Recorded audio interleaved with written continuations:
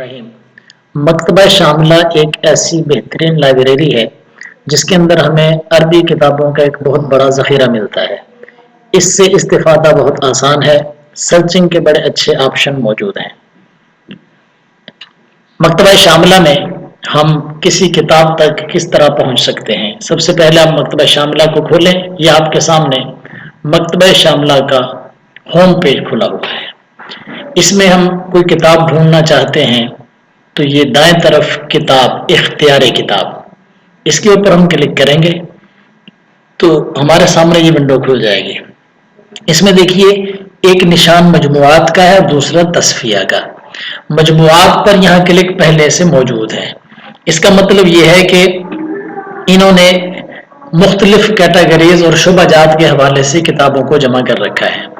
العقیدہ کے حوالے سے کتابیں موجود ہیں، دوسرے فولڈر میں فرق و ردود کے حوالے سے، پھر تفاسیر، پھر علوم القرآن، تجوید اور قرات، متون حدیث، اجزاء الحدیثیہ، یوں آپ نیچے تک دیکھتے جائیں، بہت ساری جو ہے وہ شعبہ جات کی کتب اس کے اندر موجود ہیں۔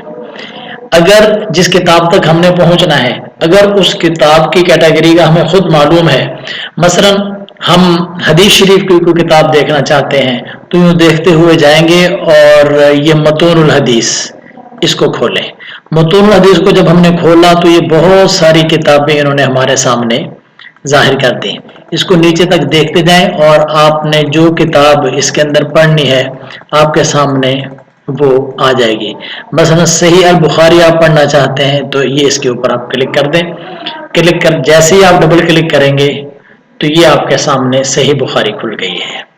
یہ صحیح بخاری کی فہرست ہے اور یہاں سے آپ اپنی مطلوبہ حدیث تک پہنچنا چاہیں، مثلا اگر کتاب الصلاۃ میں وہ حدیث ہے تو کتاب الصلاۃ کو یوں کھولیں، یہ اس کے ابواب آگے تو یوں آپ ابواب دیکھتے جائیں اور جہاں کہیں جس باب سے آپ نے کوئی حدیث لینی ہے، مثلا باب المساجد فی البیوت یہ ہے، اس کو کلک کریں تو یہ باب المساجد فی البیوت کھل گیا۔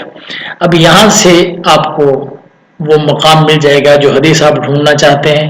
یہاں سے صفحہ آگے چلے گا، یہ صلی البراء بن عازب فی مسجدہ فی دارہ جماعۃ، اس سے آگے پھر یہ اس باب ترجمۃ الباب کے تحت یہ حدیث شریف آ گئی۔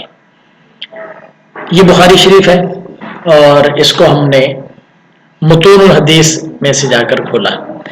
یہ اس کی فہرست ہے، اس وقت ہمیں نظر آ رہی ہے، اگر ہم چاہیں تو اس کو ہم ہائڈ بھی کر سکتے ہیں، یہ نظر نہیں آئے گی۔ اس کو ایک دفعہ کلک کر دیں، اب یہ ہائڈ ہو چکی ہے اور صرف جو کتاب کا متن ہے وہ دکھائی دے رہا ہے۔ اگر دوبارہ آپ فہرست کو دیکھنا چاہتے ہیں تو اس کو پھر کلک کر دیں تو وہ فہرست دوبارہ نمودار ہو جائے گی۔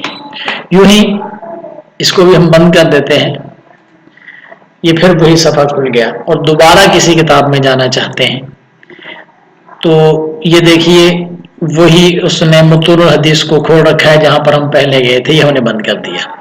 ہم کوئی فقہ کی کتاب کھولنا چاہتے ہیں تو مثلا یہ دیکھیے فقہ حنفی ہے، اس میں ہم نیچے تک جا رہے ہیں اور الہدایہ فی شرح بدایۃ المبتدی، اس کو ہم نے کلک کیا تو یہ ہدایہ شریف کھل گیا۔ یہ اس کی فہرست ہے، کتاب الطہارت، کتاب الصلاۃ، اور اس کو کلک کریں گے آگے باب الوضو، اور باب الوضو کے آگے پھر یہ ساری چیزیں، جس کو کلک کریں گے آگے کتاب کے اندر وہ کھلتا جائے گا۔ تو شاملہ کے اندر کتاب تک پہنچنے کا یہ ایک طریقہ، اور ایک دوسرا طریقہ ہے وہ یہ کہ کتاب کو کلک کریں اور یہ مجموعات کو چھوڑ دیں۔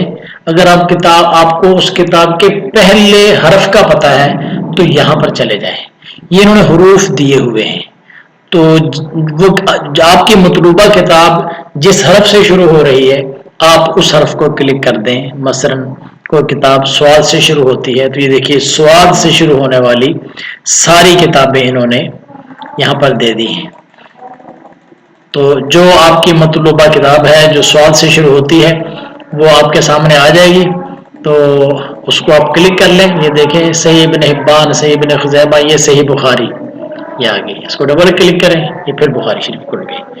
تو یہ دونوں طریقوں میں سے جو آپ کو آسان لگے اس طریقے کو اپنا کر آپ مکتبۃ الشام